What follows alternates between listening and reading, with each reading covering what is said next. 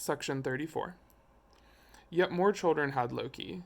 Angerboda was the name of a certain giantess in Jotunheim, with whom Loki got 3 children. One was Fenris-Wolf, the second Jormungandr, that is the Midgard serpent, the third is Hel.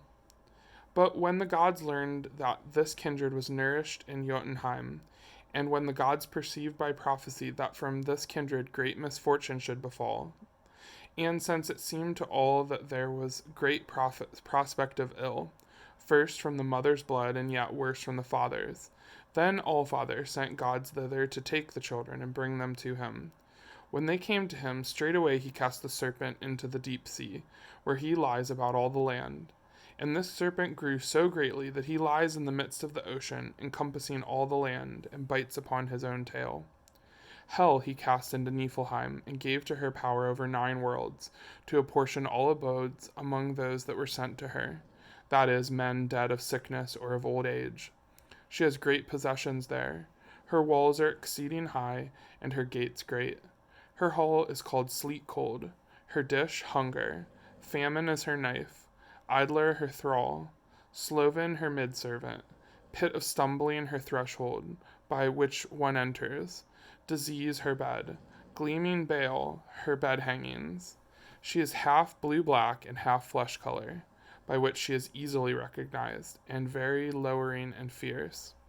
The wolf of Aesir brought up at home, and Tyr alone dared go to him to give him meat. But when the gods saw how much he grew every day, and when all prophecies declared that he was fated to be their destruction, then the Aesir seized upon this way of escape. They made a very strong fetter, which they called Leidinger, and brought it before the wolf, bidding him try his strength against the fetter. The wolf thought that no overwhelming odds, and let them do with him as they would. The first time the wolf lashed out against it, the fetter broke, so he was loosed out of Leidinger. After this, the Aesir made a second fetter, stronger by half, which they called Dromi, and bade the wolf try that fetter, saying he would become very famous for strength if such huge workmanship should not suffice to hold him. But the wolf thought that this fetter was very strong. He considered also that strength had increased in him since the last time he broke Leidinger. It came into his mind that he must expose himself to danger if he would become famous, so he let the fetter be laid upon him. Now when the Aesir declared themselves ready, the wolf shook himself, dashed the fetter against the earth, and struggled fiercely with it, spurned against it, and broke the fetter, so that the fragments flew far. So he dashed himself out of Dromi. Since then it passes as a proverb to loose out of Leidinger, or to dash out of Dromi, when anything is exceeding hard. After that, the Aesir feared that they should never be able to get the wolf bound. Then Allfather sent him who is called Skirnir, Freyr's messenger, down into the region of the Black Elves, to certain dwarves, and caused to be made the fetter named Gleipnir. It was made of 6 things: the noise a cat makes in footfall, the beard of a woman, the roots of a rock, the sinews of a bear, the breath of a fish, and the spittle of a bird. And though thou understand not these matters already, yet now thou mayest speedily find certain proof herein, that no lie is told thee. Thou must have seen that a woman has no beard, and no sound comes from the leap of a cat, and there are no roots under a rock, and by my troth all that I have told thee is equally true, though there be some things which thou canst not put to the test. Then said Gangleri, This certainly I can perceive to be true. These things which thou hast taken for proof I can see. But how is the fetter fashioned? Har answered, That I am well able to tell thee. The fetter was soft and smooth as a silken ribbon, but as sure and strong as thou shalt now hear. Then, when the fetter was brought to the Aesir, they thanked the messenger well for his errand. Then the Aesir went out upon the lake called Emsvartnir, to the island called Lingvi, and summoning the wolf with them, they showed him the silken ribbon and bade him burst it, saying that it was somewhat stouter than appeared from its thickness. And each passed it to the others and tested it where the strength of their hands, and it did not snap. Yet they said the wolf could break it. Then the wolf answered, Touching this matter of the ribbon, it seems to me that I shall get no glory of it, though I snap asunder so slender a band. But if it be made with cunning and wiles, then, though it seem little, that band shall never come upon my feet.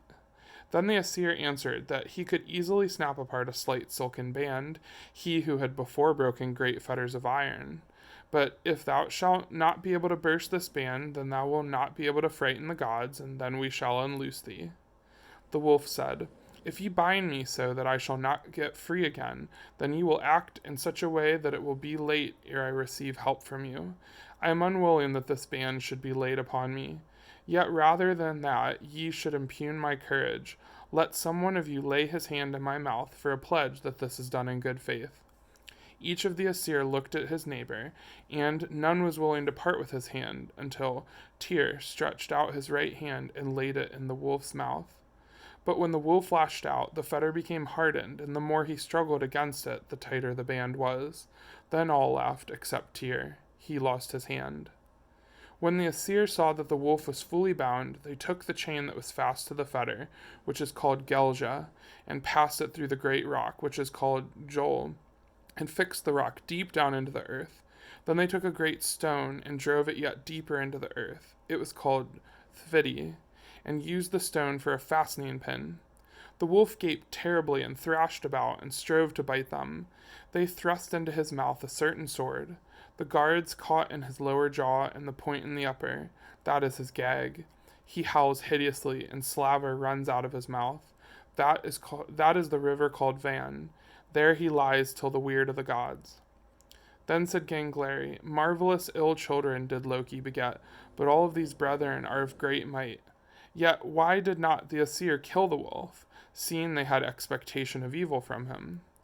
Har answered, So greatly did the gods esteem their holy place and sanctuary, that they would not stain it with the wolf's blood, though, so say the prophecies, he shall be the slayer of Odin. Okay, so in this very lengthy section, what's most important is the three children that Loki has. He has Fenris-Wolf, who is this story's main character, then the Midgard serpent, and Hel. Notice, like in Greek mythology, Hel is not a good or a bad person, really. They just happen to be in charge of the people who die. So she's in charge of death.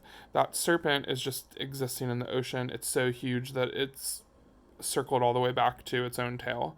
And then the majority of the story is about the wolf, who they're mostly scared of. And all they do throughout this whole story is just try to tie it up with something that's going to hold it forever. And once they finally trick him into this at the expense of Tyr's hand, they drive him into the ground forever. And I think this is the first question Gangleri asks where I actually really wanted to know the answer, where he was like, why didn't they just kill this wolf if it's so dangerous? And the answer seems stupid to me. Like, their holy sanctuary is so clean, they don't want to stain it with blood, and that just, like, doesn't make a whole lot of sense. Why can't they just take it to some place that's not holy and kill it there? I don't know. Just seems like kind of a stupid reason to me, but that last line, so say the prophecies, he shall be the slayer of Odin. In the Ragnarok story, he does kill Odin, so maybe they should have done something more drastic to this wolf.